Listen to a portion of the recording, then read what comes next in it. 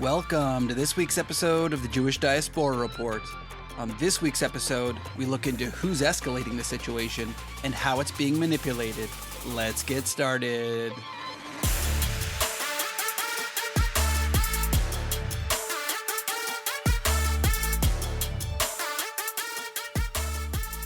This past week, a friend of mine sent me a post that was posted by someone she knew from university, and it was a very interesting post. And on this week's podcast, I wanted to talk about what this post was doing and how this plays into the larger issue that's going on in the Middle East right now. The post that was posted by someone purporting to be Palestinian is called "My Thoughts on the Past 10 Plus Days and How Israel is Leading to World War III." This is quite the provocative title.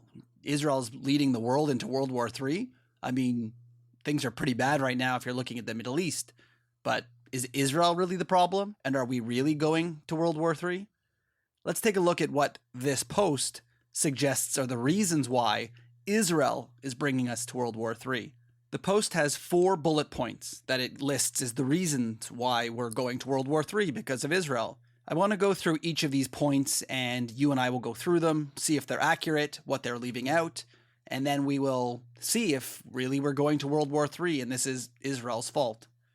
The first bullet point says, on July 20th, Israel bombs a port in Yemen, a critical humanitarian lifeline to a civilian population that just emerged from a famine.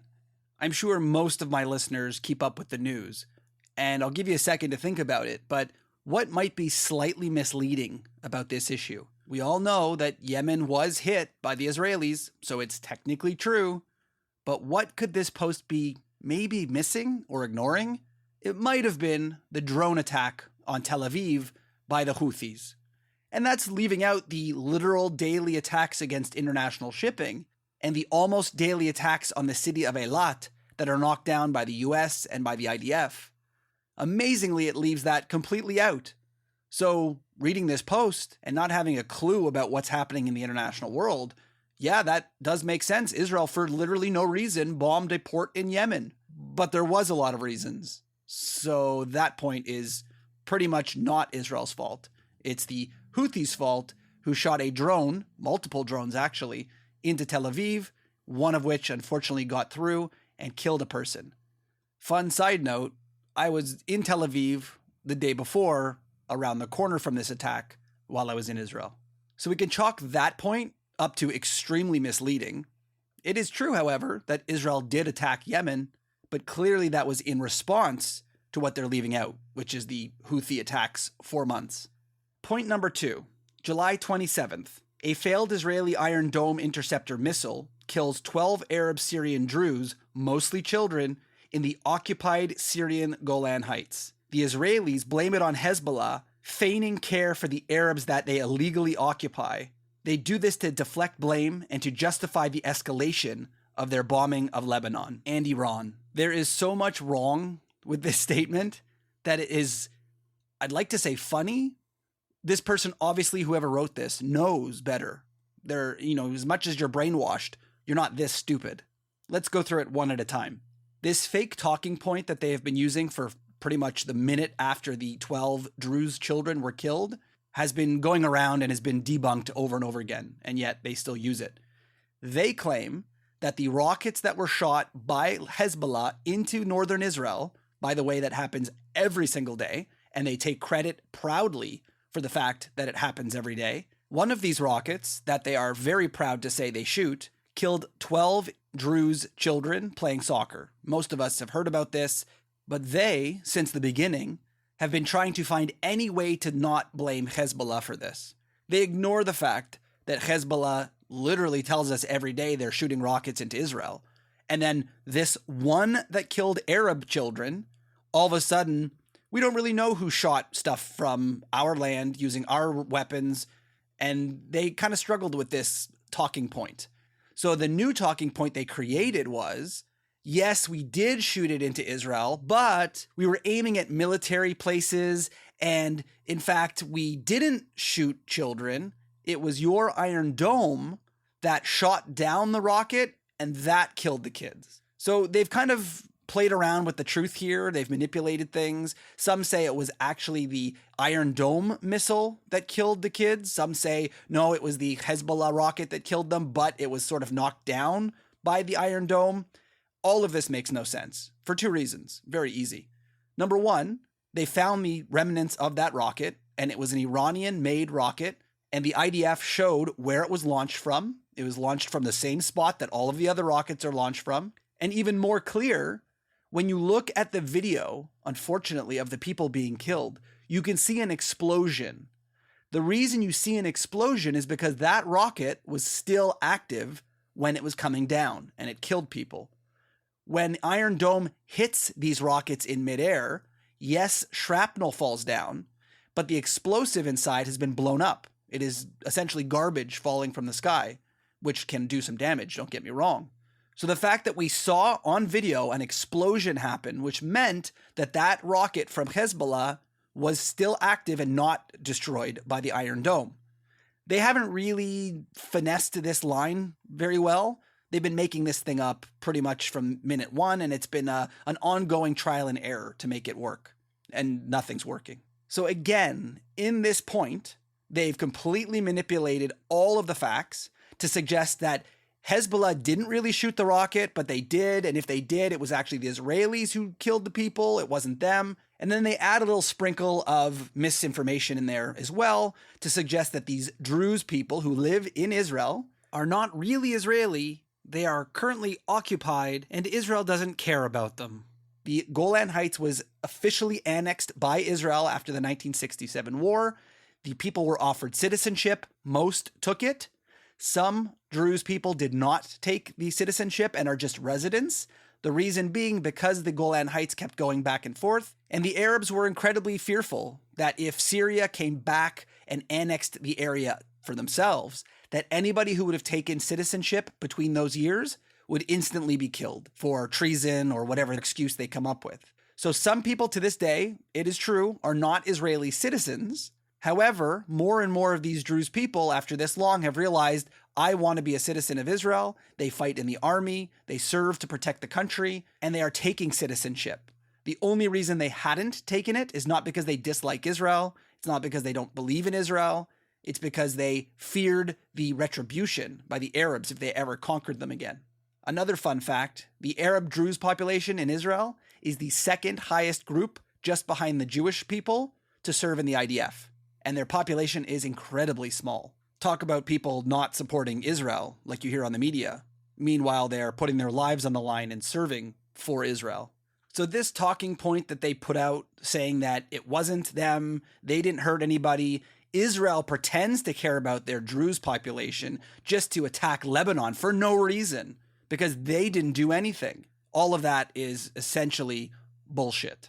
And if you want to put blame on someone for quote-unquote starting World War III, maybe look at the people who have been raining down rockets on the north of Israel proudly, killing Israelis since October 8th. Maybe they are the reason why Israel is attacking Lebanon. Point number 3. July 30th. Israel bombs a residential building in Beirut, killing 5 civilians and injuring 78. All to reach one senior commander in Hezbollah, targeting the capital, targeting civilians. These are both clear red lines and war crimes. Hezbollah, who has been exclusively targeting military targets since October, is now forced to respond in a manner that restores deterrence capability, or Israel will be free to brutalize Beirut anytime it pleases. For anybody who might be somehow confused by what they're speaking about because this is complete garbage, they are talking about the attack on the second in command of Hezbollah. This was the attack on Beirut that killed a second in command of a terrorist organization. It is not simply a residential home in Beirut. The numbers that they provide are essentially made up, just like the Palestinians. We make up a bunch of numbers to make it sound like they killed a whole bunch of people with literally no proof of that. And then they call it a war crime for Israel to have attacked that commander, who they, by the way, actually admit is a commander. Good for them. They admit that he's the commander of a terrorist organization. They kind of brush through that really quickly and don't put any emphasis on that. And then they reiterate that Hezbollah only attacks military targets, despite the fact that they killed 12 Israeli Druze, which we saw that before, they deny. And they killed a bunch of other Jewish people in the north also, but we just pretend that didn't happen because it goes against their propaganda. And the way they frame this is this attack on Lebanon, this one attack, is the reason why it justifies any future actions by Hezbollah, ignoring the fact that they've been raining rockets down since October 8th. So explain that to me. It's interesting when you think about it. They've literally glossed over the fact that their first point said that they are attacking since October 8th, only military targets, of course. But then they use this as the excuse for why they have to start attacking military sites in Israel. But you've said they've been attacking for a long time. So which one is it? It really makes no sense, even with their own logic. And lastly, and the most important point, of course, is on July 31st, Israel assassinates Ismail Haniyeh, political leader and lead negotiator for Hamas. They've already killed his children, grandchildren, siblings. They did this in Tehran in the most provocative way possible, violating Iranian sovereignty while assassinating someone under Iran's protection. Iran and the Palestinian resistance will respond forcefully. Now, this one's obviously just comical. Anybody who's listened to this podcast knows that all of this stuff is pretty much fake and made up.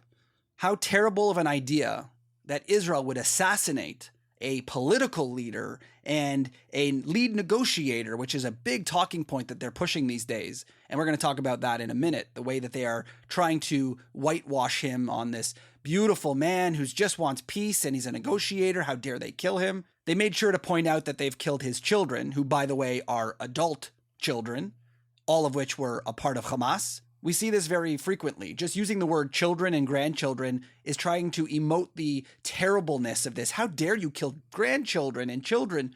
Meanwhile, these are grown people who are active terrorists. They're not 5 years old or 3 years old. And on a side note, the funny thing is Haniyeh was living in Qatar in a 5-star hotel, leaving his family in Gaza.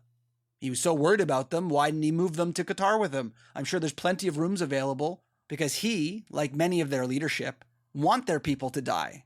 Dying is good for them, if you haven't heard, in all of their press reports. I particularly enjoy the idea that they use in this post about how Israel violated Iran's sovereignty and dared to assassinate someone under the protection of Iran, as if that is some type of thing. I wasn't aware that there was some sort of weird law in international law that when someone sort of makes it to a certain place, it's the free zone. Like when you're kids and you're playing tag. Oh, he made it to Tehran. He's under our protection. You can't touch him now. And as if Iran and all of their proxies, including Hamas, haven't violated the sovereignty of Israel. What was October 7th? Literally the definition of violating sovereignty. You came into our area and you murdered and massacred and raped many people. And that's not violating sovereignty. But they leave that out on this post. October 7th is not even mentioned in this post, which of course justifies why Israel is starting World War III. When you look at this post, of course you think, if you don't know any better, that Israel is the problem because they've removed every action that the other side has done. And sure, if you look at World War II and say, wow, the Americans bombed all these places in Germany, that's terrible. Why would they do that? That's horrible. You killed all these people for no reason whatsoever. The United States had prisoners of war camps with all these innocent people, all these Germans who did nothing wrong. They didn't fight or start a war or invade any sovereign countries. Why are these allies just rounding up random Germans and putting them into prison camps? None of this makes any sense. The reason I wanted to talk about this post is essentially because this is sort of, in a nutshell, what's been going on in the international world. We see the escalation by other people, by Hezbollah, by Hamas, by Iran and all of its proxies.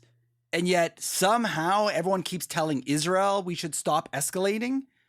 Sure, Israel did take out some massive targets, the heads of these organizations.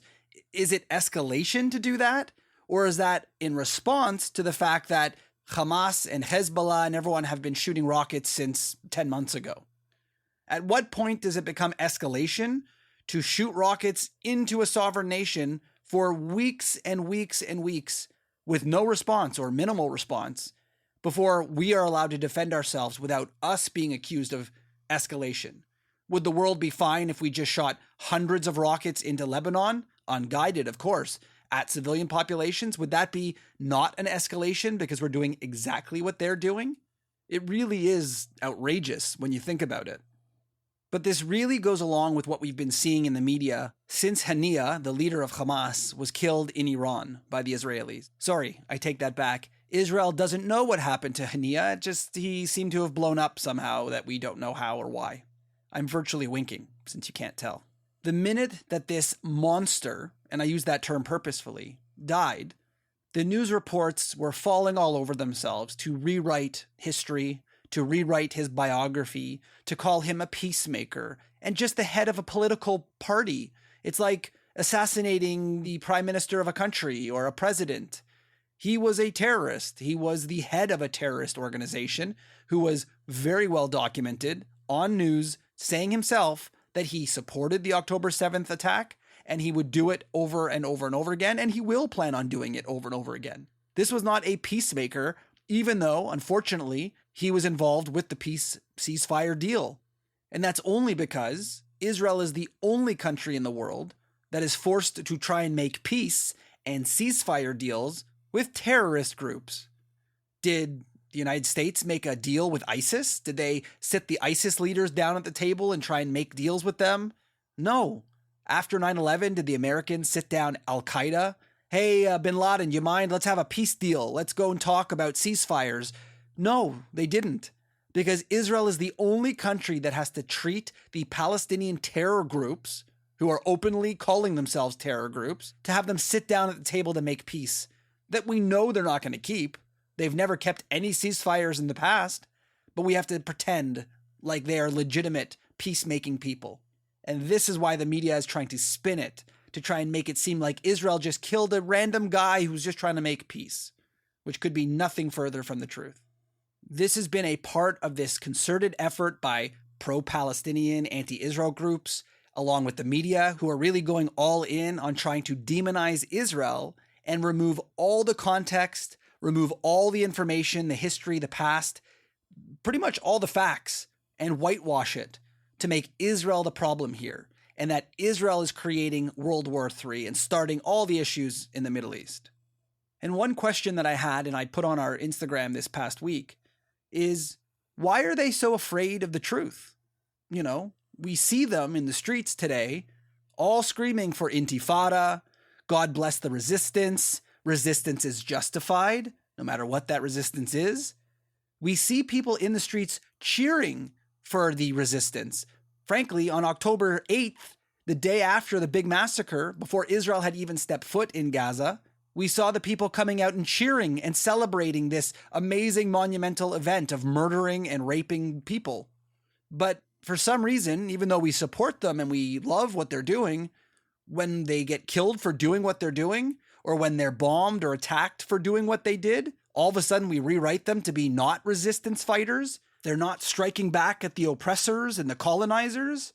Isn't that what we're so proud of? How many times have we heard in the streets of North America screaming that the Houthis should do better? And yet, for some reason, when we kill the people who are doing the quote-unquote resistance, you guys try and remove all of the resistance they've been doing for so many years, all the murders and the terrorism and stuff. Shouldn't you be proud of that? Isn't that literally what you're screaming for? And in my post, I made the point that maybe if you guys have to whitewash and clean up and do a little scrub on all these people that are being killed, the heads of terrorist organizations who openly called for terror and death, maybe you're not really so pro-resistance after all. Maybe you guys realize that what they did was wrong, or else you'd celebrate it, right? I guess this is really no different than the complete BS talking point we heard at the beginning of the conflict, that Gaza was an open-air prison, and they would complain that Israel is keeping people in terrible conditions, at the same time complaining when Israel ruined the beautiful society that was Gaza. How do you have it both ways? It's either an open-air prison or it's a beautiful place that you've now ruined. But they could have it both ways. You can have a terrorist leader that you're proud of the resistance and the murder and the rapes and the death, but at the same time, he really didn't do any of those things. He was a wonderful man who just wanted peace, and now that you've killed him, it's because you don't want to have peace. You don't want to have a ceasefire deal. In the end, this is, and this has always been, since pretty much the inception of this conflict, a PR war. Israel can easily defeat Hamas, Hezbollah, Iran even. This isn't a contest. Israel's going to win. But what they can do to defeat Israel is essentially use their people as human shields and destroy Israel on the international world in the PR game. We've talked about this before on the podcast. So we've seen them rewrite history. We've seen them fake history. We see them leave out major issues. And it sadly works. The people who believe this unfortunately have to be somewhat brain dead because some of the points they make contradict themselves on its face. And yet they still believe it. Recently, we heard the Iranian government has gone to the UN before the next attack that's going to come. God willing, it'll go by and no one will be hurt. But Iran told the UN openly that Hezbollah is going to be shooting rockets into Israel for this attack and, quote, aiming at civilians, is what they said. Which, to you might think, yeah, and they shoot into civilian populations every single day in Israel. So why are they doing this? Personally, I believe this is because Iran is now seeing what their Western allies, whitewashing, West-splaining people are doing, and they're adding to it to allow them to give them that cover. So because we know Hezbollah actually shoots rockets at people every day in Israel and doesn't care that they're civilians, but the Western media is putting out this idea that Hezbollah is only shooting at military targets, which we all know to be fake, Iran is now going to the UN and announcing that they're going to be shooting at civilian populations this time as a response to this current issue, just to give the cover for when they eventually try and shoot, as we know, at civilian populations. So even Iran is now seeing the Western talking points and trying to use that to cover for the fact that they attack civilian populations. It's a cycle now.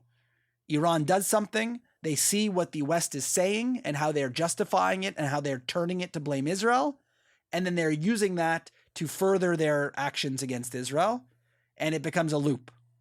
I hope that there are two things that you take from this podcast, using this post that I discussed at the beginning of this podcast. First thing is you can see how they are purposefully manipulating history and leaving out very important details in order to justify what they're doing. And secondly, the fact that the PR war is worth so much more to them than anything else. So next time you're scrolling through Instagram, next time you're talking to your friends and you hear these talking points that you know are not right, you can unequivocally say that Israel is absolutely not escalating anything, and they are not leading us to World War III. We have a group of people who are out to kill Israelis, civilians, get rid and destroy Israel forever, and they are starting World War III, and they are escalating this situation. Israel has a right to defend itself from these attacks, no matter how they like to spin them after the fact. This has been another episode of the Jewish Diaspora Report. Don't forget to check us out on social media at jdr.podcast and check out some of our other episodes on your favorite podcast source. We'll see you next time.